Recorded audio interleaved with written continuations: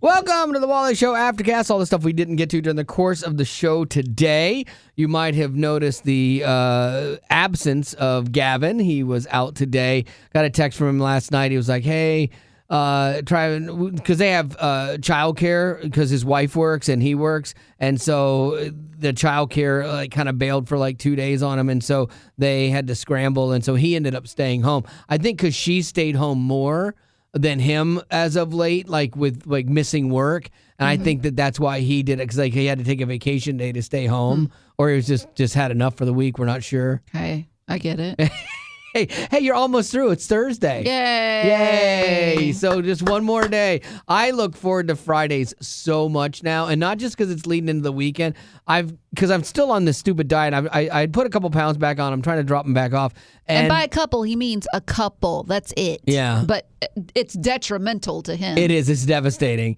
And so I got to get back to where I was. Because I got a wedding to do for my niece. Those 2 pounds are really going to make It a difference. does to me. It's like I see myself from the side like, did you just swallow a basketball? What's going on? And so I look forward to Fridays, because Fridays is like a splurge for me.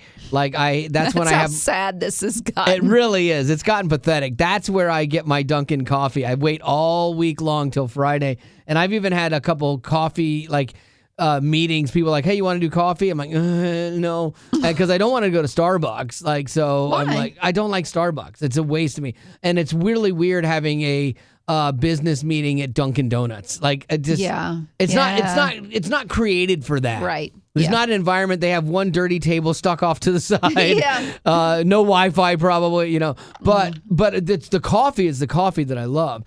So I avoid it all week long. But Friday's my day. Tomorrow's my day. I might even get the Trinity tomorrow, man. Wow. Yeah, the Trinity's the extra large. You're looking forward to it that much. Yeah, but you know this. You've starved yourself. Yep. You know this. Yesterday, Betty Rock was looking forward to our show outing and our movie our Chewies. And she came in that morning like, it's going to be a good day. Yeah, and it was. It was great. But I will say this. I am super disappointed in both me and Wally. Yes. And that is because we had talked about, at Chewy's, they have those churros, and they're so good.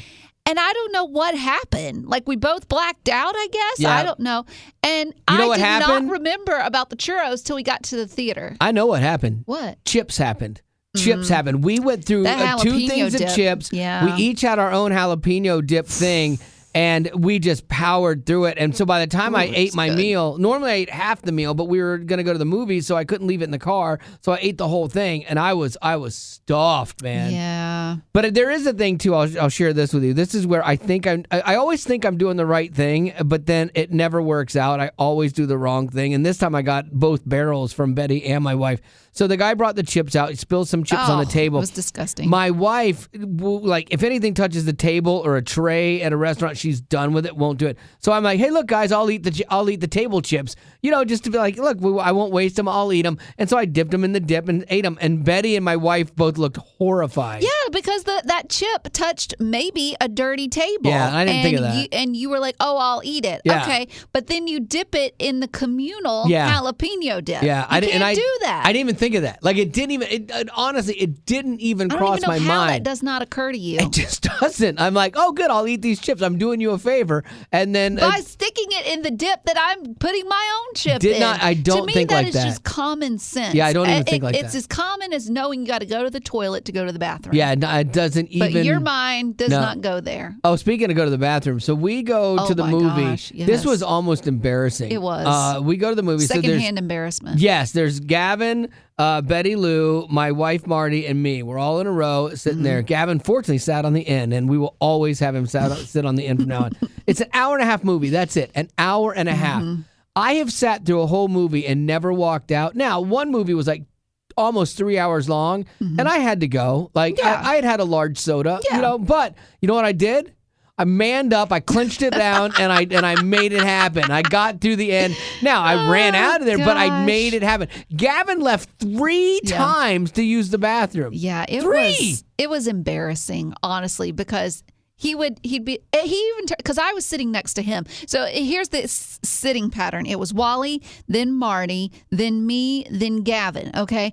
Gavin comes in. He was like, right before the trailers start, he goes to the bathroom. Okay. Then he comes back. And once the trailers are done, he goes again. Yeah. Okay. And then the movie's about to start, and he turns to me and he's like, I'll be able to make it till 3. No. Okay. It was 2:52, which 20 minutes maybe had passed. And he was like, nope, I got to go. Yep. And he left. And even my wife was like, really? Because my wife has to go once. She always times it. She goes on the last trailer, and then she's good. But then, she was like, Gavin, really? I know. He she needs was disappointed. to get it together.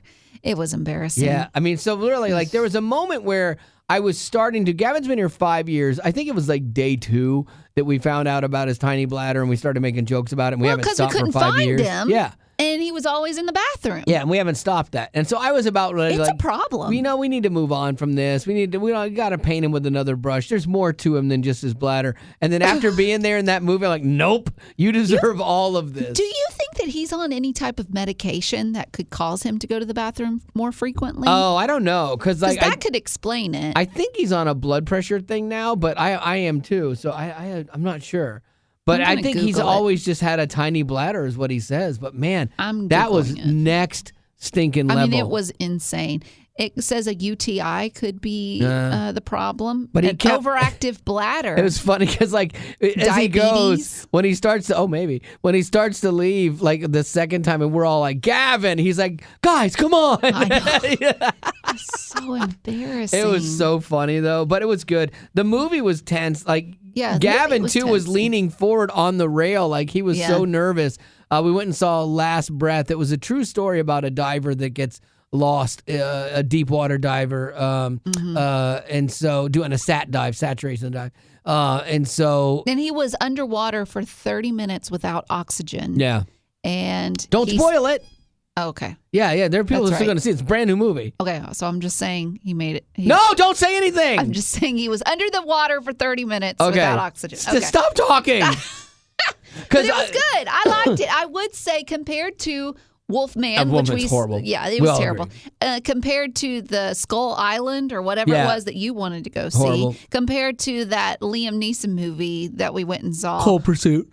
Terrible. Yeah. This one I would say has been the best. This one was fine. There was not as much Woody Harrelson in it that I thought it was going to be. Yeah. But he's good. But it was almost like you could have told this story in 45 minutes pretty easily. Mm-hmm. It felt like there were parts where they had to stretch it out. Like, we got to get at least to an hour and a half. At least an hour and a half on this thing. Because at one point there's decompression that has to happen. Because when you deep dive, you've got to decompress. And it's a 4-day decompression. And so they're like, day 1.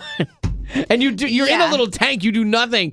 Day 2, I'm like, oh. Yeah, I would agree with you. I thought it made sense up to that point. Once the decompression started, then I was like, okay, they were stalling. Done. Yeah, we could have finished. We hit a high note. Let's go out. But that high note was right at an hour. Right. So exactly. Anyway, it was good. All right, so let's get on to some of the other stuff. We were talking yesterday about the track girls, the one girl that hit the other girl with the baton, and how she didn't hit her. It was an accident. Yeah, exactly. So.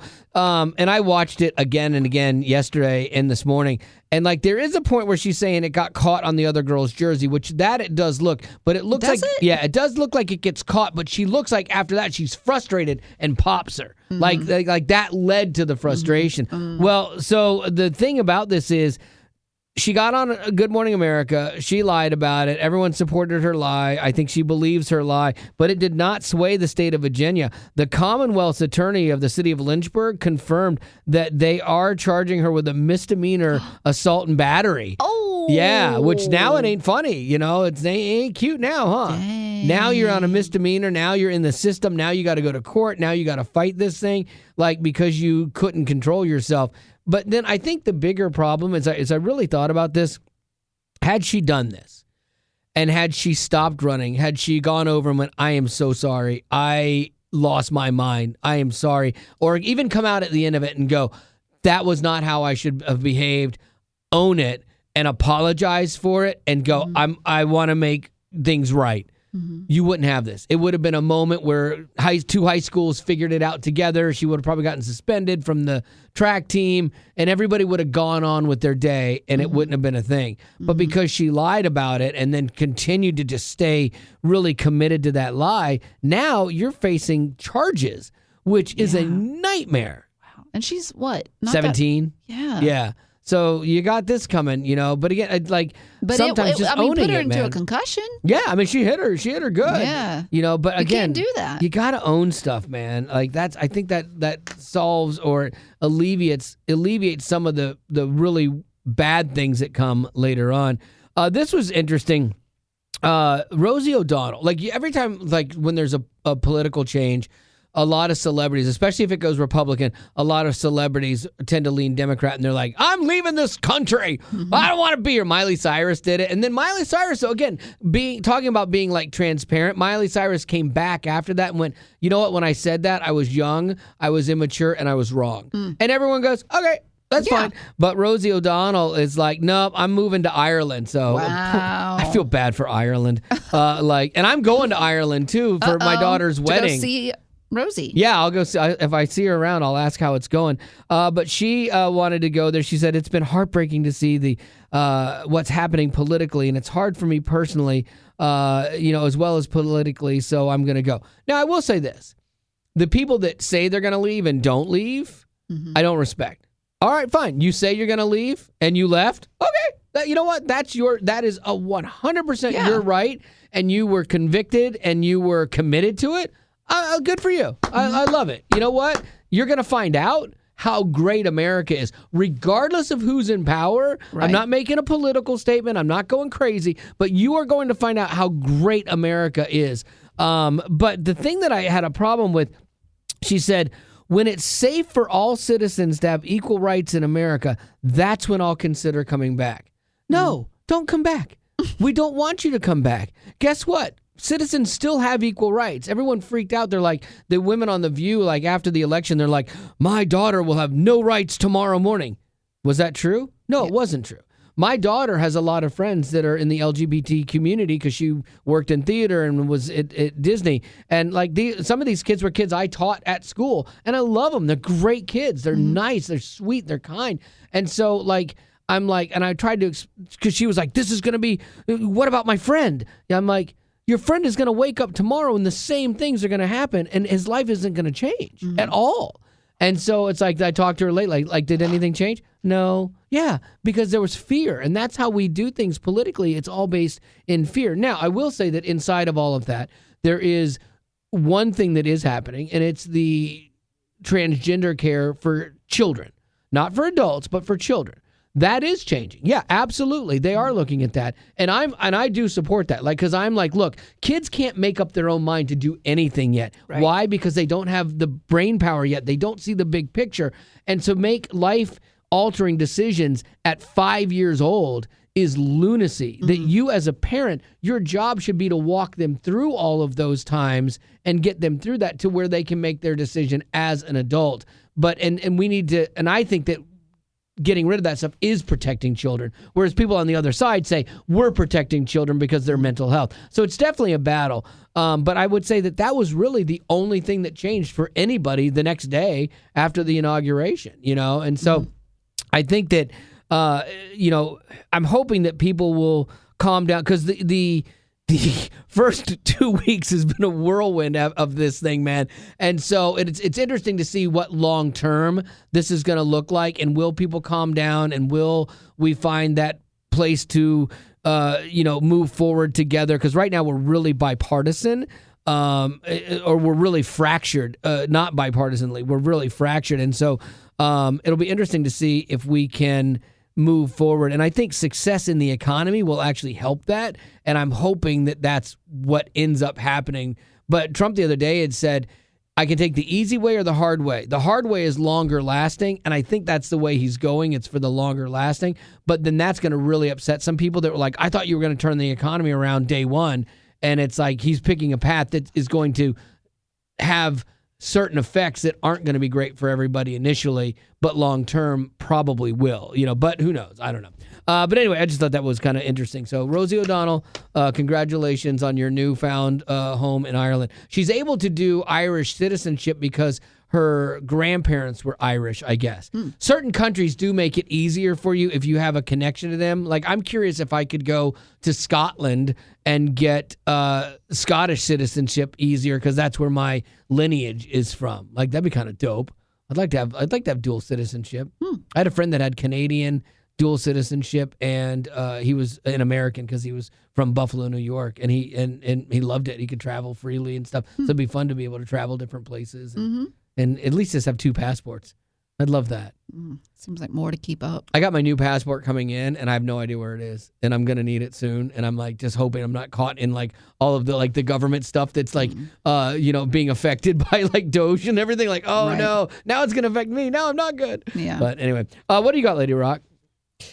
Millie Bobby Brown, she said recently in an interview that she's considering shaving her head once she has a baby. No. She had to shave her head to be 11 on Stranger Things, and she said she remembers back then when she was little, it was very liberating to have a shaved head. Really? And so she said that she's considering doing it again as a woman once she has a child because she said hair is such an ordeal anyway to deal with. I'm going to nurture my child. Why deal with my hair? That's where you do a short mom cut. Betty Rock got some new hair product today and was doing her hair up. Looks beautiful, by the way. Thank you. So yeah, the pain of doing your hair. Yeah, I could see where it would be liberating to not have to have hair to deal with, but it's a tough look. Like I always feel you have to have a strong, features, or confidence. Yeah, I do feel really bad for women that go through cancer and they lose their hair in it because hair is like a defining thing for a lot of us too. And like I don't want to lose mine.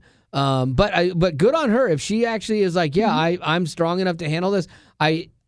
Some people look really good with it, but other people not so much. Yeah, but she's got a good jawline. She'll be fine. I would not look good bald, like at all, because I've got like a pumpkin head, and so like, and I think I've probably got like lines and divots and bumps and things like that on my head. Like I'm not looking forward to like going bald. I'm praying that it just kind of balances out where it's at. Like just leave it like this.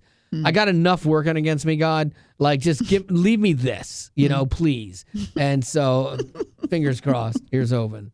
What do you got for birthdays? I don't have any birthdays, but I do have a question. Sure. An interesting question. This one is from Natalie. Natalie said, would you rather fight 10 human-sized chickens or 100 chicken-sized humans? That's funny. I'm gonna go with the 100 chicken-sized humans. Why? Because like chickens, you might not know this, but I know this from my time where I was held on jury duty for a chicken fighting ring that was happening here in Tennessee, and I'm not making this up. And so like chickens can be very eye scratchy. And they've got those little barbs and stuff like that. So imagine like a life-size, human-sized chicken that could like jump on you, fly just enough to get you and hold you down and then peck at your face. Yeah, no, that 10 of those things that's an army. But the little ones that you could just kind of kick and run through, even as human chickens, yeah. I don't know. I think I might go with the 10 human-sized chickens. Well, are you hoping you can reason with them? I'm telling you, man, those talons are death. Well, there's less of them, but I feel like if I had like a good slingshot or a good taser, I'd be fine. Okay. I'd quickly get out of there. But what if you have no weapons? It's just you and your hands. Well, she didn't specify that. Okay. She just said fight. If I'm just with my hands, then I'm walking out of there dead. That's what we need is UFC, Ultimate Fighting Chicken, and they should do that. That should be a new show on ESPN. Also, what if you just had some chicken feed? Yeah, then distract them because they don't have big brains. That is very true. I don't know. Would you ever want to raise chickens? Yeah. Really? Yeah, I think it'd be fun. I think if you had kids and you wanted to teach them a lesson about responsibility, it would be fun. I think get a goldfish. Yeah, I think as adults, like to have things like that would be a pain. I've had friends because Marty. You wanted an otter. That's different. An otter is a friend. It's a best friend. If you and a chicken can't be a best friend. Not a best friend at all. Birds are the worst. If you my wife wanted to get do a mini farm one time years ago. Mm-hmm. She's like, I want goats and sheep and things like that. Mm-hmm. And I actually talked to some people about it, and they're like, yeah, it's great if you never want to go on vacation again. It's perfect. Mm-hmm. I'm like, what do you mean? They're like, they take so much work. And you have to constantly stay up with them. Now, Spencer, my daughter's fiance, his family have a mini farm, but they were really smart. Like, they travel all the time still, but they partner with, the local 4-H club, and the 4-H kids come out and take care of things when they're on vacation. Oh, yeah, really smart. You couldn't do that? No, I didn't know that was a thing. Oh. And so, I think do that. Yeah, I think that's really smart. But then, so many times, Michelle will be on vacation and she'll come back and they're like, oh, the 2 sheep had babies. Because things something's just kind of manage themselves, a little bit. Right. That would be weird to me. Yeah. I don't know. I've had sheep. I've been raised with sheep and with goats. And we made it through, but I tell you what, they poop a lot. Yeah, you've been raised with sheep and goats. It's so funny to me. Well, you know what I mean. Yeah. Did they let you inside? Stop. I had rabbits, too. Hey, Robin, I think we're going to make her an outside kid. Yeah, with the sheeps and goats. You good with that? Yes, sir, Danny Ray. Whatever you say, I'm fine with that. All right. On that note, thanks for being a potty. All right. Growing up in poverty has never been easy for children, but with the added challenges of the pandemic, conflict, and natural disasters, families around the world are facing an unprecedented food crisis. Unfortunately, those who are already hungry are now even more desperate. But by sponsoring a child through compassion, you can help provide life-sustaining essentials such as food and clean water. And with your compassionate support, that child can not only survive, but also flourish. You can find out how and choose a child to sponsor when you click on the compassion banner at wayfm.com.